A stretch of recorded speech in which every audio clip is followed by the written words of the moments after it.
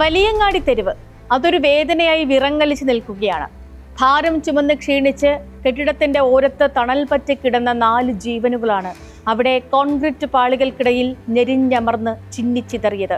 നോമ്പുകാലത്ത് പതിവിന് വിപരീതമായി വെയിൽ കനക്കും മുമ്പേ ചരക്ക് കയറ്റുകയും ഇറക്കുകയും ചെയ്തതാണ് വലിയങ്ങാടിയിലെ രീതി.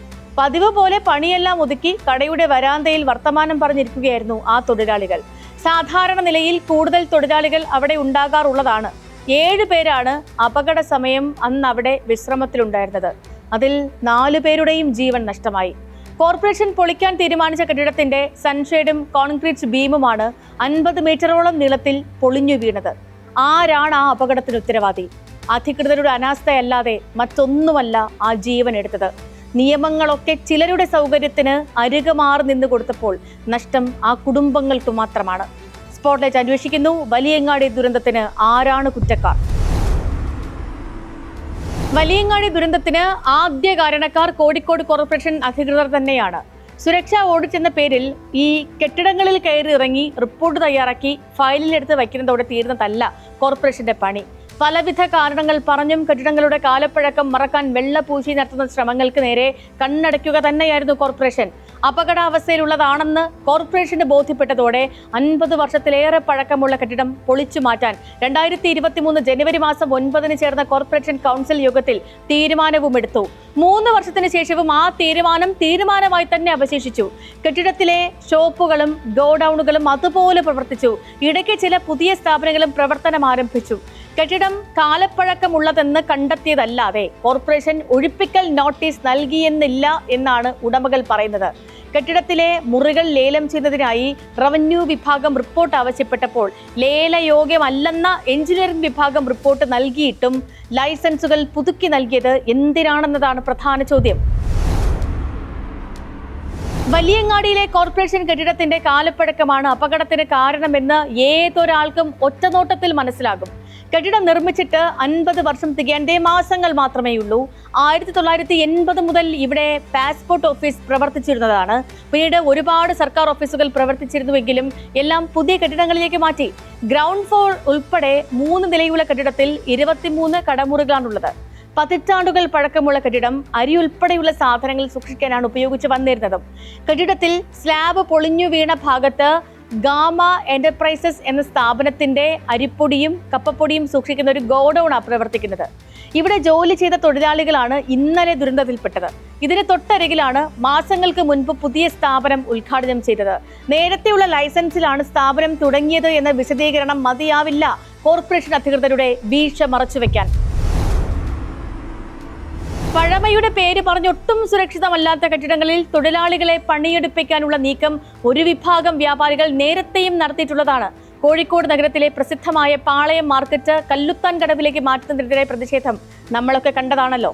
നഗരത്തിന്റെ മുഖമുദ്ര, വാണിജ്യ പ്രതാപത്തിന്റെ ഈറ്റില്ലം എന്നിങ്ങനെ കഥകളിയിൽ എഴുതി വയ്ക്കാൻ കൊള്ളാവുന്ന വാക്കുകൾ നിരത്തി മുദ്രാവാക്യം വിളികളുമായി ഒരു കൂട്ടം വ്യാപാരികൾ തടിച്ചുകൂടി. കുറഞ്ഞ ചിലവിൽ കൂടുതൽ ലാഭം ഉണ്ടാക്കാമെന്ന ചിന്തയല്ലാതെ മറ്റൊന്നും ഇത്തരക്കാർക്കുണ്ടാകാനിടയില്ല. കല്ലുത്താൻ കടവിൽ അത്യാധുനിക സൗകര്യങ്ങളുള്ള പുതിയ കെട്ടിടത്തിലെ സമുച്ചയത്തിലേക്ക് മാർക്കറ്റ് മാറ്റിയ ആ ദിവസവും ആ പ്രതിഷേധം തുടർന്നു. കോഴിക്കോടിന്റെ തെരുവുകളിൽ പഴമയുടെ പാരമ്പര്യ ഭാരം പേറുന്ന നിരവധി കെട്ടിടങ്ങളാണ് ഇനിയും പൊളിച്ചു നീക്കാനായുള്ളത്. മധുരം വിളമ്പുന്ന മിഠായി തെരുവിലുമുണ്ട് ഏതു സമയവും കയ്പ് നിറയ്ക്കാൻ പാകത്തിൽ നിരന്നു നിൽക്കുന്ന നിരവധി കെട്ടിടങ്ങൾ. അവയെല്ലാം കൃത്യമായ സുരക്ഷാ ഓഡിറ്റ് നടത്തി പൊളിച്ച് മാറ്റി പുതിയത് നിർമ്മിക്കേണ്ടത് അനിവാര്യമാണ്. അവിടെ വ്യാപാരം ചെയ്യുന്നവരുടെയോ അവിടെ തൊഴിലെടുക്കുന്നവരുടെയോ മാത്രം സുരക്ഷയുടെ പ്രശ്നമല്ലെന്നേ ഇത്. ഈ നാടിന്റെ ഒന്നാകെയുള്ള സുരക്ഷാ പ്രശ്നമാണ്. കഴിഞ്ഞ 2 പതിറ്റാണ്ടിനിടെ കോഴിക്കോട് നഗരത്തിൽ 40-ലധികം വലിയ തീപിടുത്തങ്ങൾ ഉണ്ടായെന്നാണ് കണക്ക്. കോഴിക്കോടിന്റെ ഹൃദയമായ മിഠായി തെരുവ് നിരന്തരം അപകട കേന്ദ്രമായി മാറുകയാണ്. ചെറിയൊരു തീപ്പൊരി വീണാൽ പോലും വലിയ അഗ്നിബാധയാകാൻ നിമിഷങ്ങൾ മാത്രം മതിയാകുന്നൊരിടം. 2007 9 പേരുടെ ജീവനാണ് മിഠായി തെരുവ് തീപിടുത്തത്തിൽ പൊലിഞ്ഞത്. തീ ആളിപ്പടർന്നാൽ ഫയർ എഞ്ചിനുകൾക്ക് മിഠായി തെരുവിലേക്ക് കടക്കാൻ ഇന്നും ഒരു സംവിധാനമില്ല. ഭൂരിഭാഗവും പഴയ കെട്ടിടങ്ങളായതുകൊണ്ട് തന്നെ പലതിനും വേണ്ടത്ര സുരക്ഷാ സംവിധാനങ്ങൾ ഇല്ലെന്ന് മാത്രമല്ല, താങ്ങാവുന്നതിലധികം സാധനങ്ങൾ തിക്കി നിറച്ച നിലയിലാണ് പല കെട്ടിടങ്ങളും പ്രവർത്തിക്കുന്നത്. കഴിഞ്ഞ വർഷം മെയ് മാസത്തിൽ മെഫ്യൂസിൽ ബസ് സ്റ്റാൻഡ് കോംപ്ലക്സിന് സമീപം കോർപ്പറേഷൻ ഉടമസ്ഥതയിലുള്ള കെട്ടിടത്തിൽ തീ പടർന്ന് 12 മണിക്കൂറിന് ശേഷമാണ് അണയ്ക്കാനായത്. അനധികൃത നിർമ്മാണമടക്കം തീയണയ്ക്കാൻ വിഘാതമായെന്നായിരുന്നു അഗ്നിശമന സേന റിപ്പോർട്ട് നൽകിയത്. ഫയർ എഞ്ചിനുകൾക്ക് പോലും കടന്നു ചെല്ലാൻ കഴിയാത്ത തരത്തിൽ പഴമയുടെ പാരമ്പര്യം പറഞ്ഞ് യാതൊരു സുരക്ഷയും ഇല്ലാത്ത ഇത്തരം തെരുവുകൾ പുനർനിർമ്മിക്കപ്പെടേണ്ടതല്ലേ എന്ന ചോദ്യമാണ് സ്പോട്ട്ലൈറ്റ് ഉയർത്തുന്നത്. കോർപ്പറേഷന്റെ അനാസ്ഥ കൊണ്ട് ജീവൻ നഷ്ടമായ ആ തൊഴിലാളികളുടെ കുടുംബത്തിന് 1 ലക്ഷം രൂപ എന്ന തുച്ഛമായ നഷ്ടപരിഹാരം പ്രഖ്യാപിച്ച് കൈയൊഴിയാൻ അധികൃതർക്ക് കഴിയില്ല. ഓരോ അപകടശേഷവും സുരക്ഷാ ഓഡിറ്റ് എന്ന പ്രഖ്യാപനം നടത്തും. ചിലയിടത്ത് ഉദ്യോഗസ്ഥർ കയറിയിറങ്ങും, റിപ്പോർട്ട് നൽകും. കെട്ടിടങ്ങളുടെ ഫിറ്റ്നസ് അടക്കമുള്ള കാര്യങ്ങൾ ചോദ്യചിഹ്നമായി ഉയരും. എന്നാൽ വേണ്ട തിരുത്തലുകൾ ഉണ്ടാവുന്നുണ്ടോ? ഇല്ല എന്നു തന്നെയാകും ഉത്തരം. അധികൃതർ ഈ അനാസ്ഥ തുടർന്നാൽ ഇനിയും ഏറെ ജീവിതങ്ങൾ പാതി വഴിയിൽ പൊലിഞ്ഞു വീഴും. നടപടികളുടെ പേരിൽ ആ സമയം കാട്ടിക്കൂട്ടുന്ന ചില കാര്യങ്ങൾക്കപ്പുറത്തേക്ക് ഇക്കാര്യങ്ങൾ പരിശോധിക്കാനും വേഗത്തിൽ നടപടികൾ സ്വീകരിക്കാനും സ്ഥിരമായൊരു സംവിധാനം ഉണ്ടായേ മതിയാവുകയുള്ളൂ. അതല്ലെങ്കിൽ ഓരോ ദുരിതകാലത്തും ഇങ്ങനെ അധികൃതരെ ഓർമ്മപ്പെടുത്തിക്കൊണ്ടിരിക്കേണ്ടി വരും. സ്പോട്ട്ലൈറ്റിന്റെ മറ്റൊരു വിഷയമായി നാളെ വീണ്ടും ഇതേ സമയം.